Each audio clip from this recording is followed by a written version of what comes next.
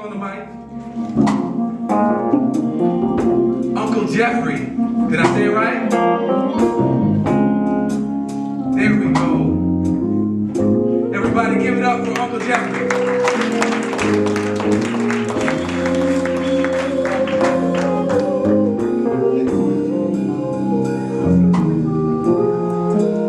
How's everybody doing? How's everybody doing? Now, you're going to have to do me a favor. You don't know me and I don't know you.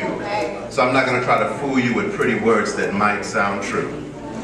I have gray hair and I'm older than most of you, but I think you've forgotten a truth that is evading you.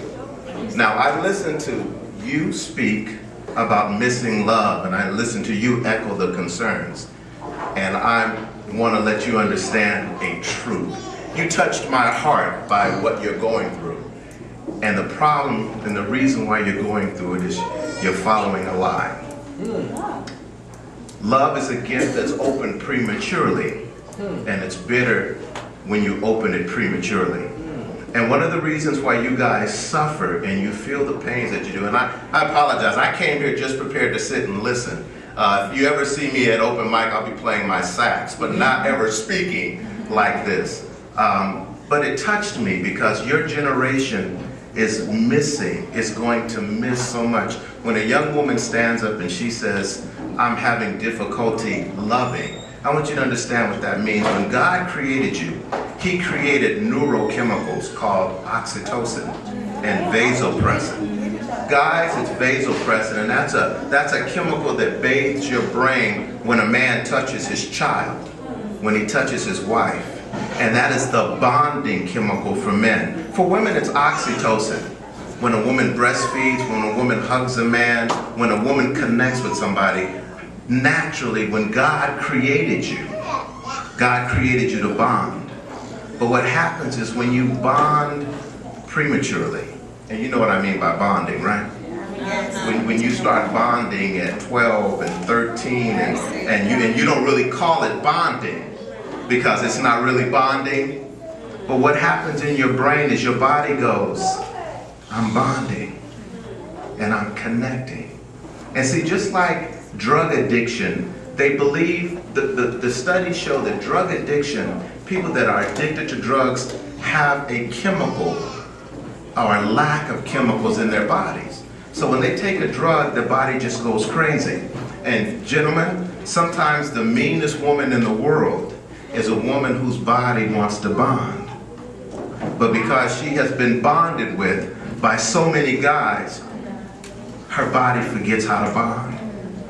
And that's the reason why she's so angry. Because she's conflicted. Because the way that God created her,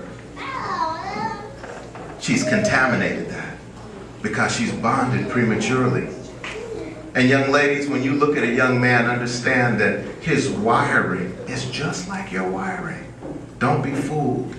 Because when God created us, He created us to want to be together.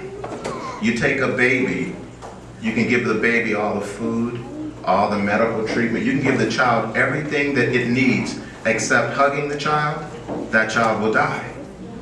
Because that child needs to bond. That child needs to connect. So part of the things that we need, that one thing that we need most, is to bond. But because we follow the liar of all lies, the enemy of our souls, he gets us into bonding early. And when we bond early, we confuse everything that we are. And so, young lady, I don't even know how old are you. How old are you? Never mind. Sorry about that. I forgot, you know, with God we live eternity, so I don't even worry about age. I'm 26. Okay. Have you heard of a young woman standing in front of a group at 16, 17, 18 saying she's tired of love because she's been with all the wrong guys? You hear a young man talk about not ever wanting to fall in love because he doesn't believe anything he ever hears from any woman because he's been out there prematurely. And don't think that it's by accident, because the devil seeks to 100% of the time confuse you. 100% of the time steal your joy. So know that if you're sitting across the table from somebody who supposedly loves you, they might mean it today because they need it today. But that doesn't mean they're going to need it for tomorrow. especially if they're under 25 years old. Because studies show that we bond, we mature at a certain age. And by the time you reach that age, many of you are tired. Many of you have been through so many relationships, you're like, you know what, I don't even believe in love anymore. And you hear people not choose love, but these same people aren't choosing to be celibate.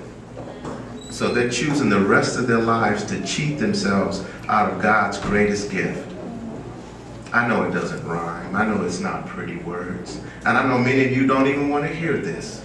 But the truth of the matter is I couldn't sit back there and listen to some incredibly intelligent, beautiful, spirit-filled young people continue down a path that's leading you nowhere. I know that you need love, but the love that you need first and foremost is the love of God and the love that He has designed for you to have. And that means that there is order. And that if you choose Him, you guys have spoken some beautiful words. Some of the cats have laid down some lyrics that are incredible. But what happens when the music stops? What happens when the sermon ends? Does your hell-bound twin begin? Does this life that you really lead, the truth that's really true, the you that's really you, exists outside of the sanctuary? So while you're enjoying the pretty words tonight, my prayer is that they're not just words, but words that you live by. Thank you.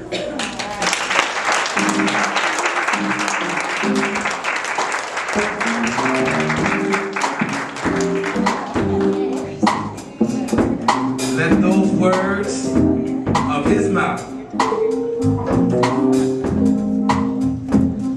bring a tone in your ear and in your heart and in your soul so that you never forget.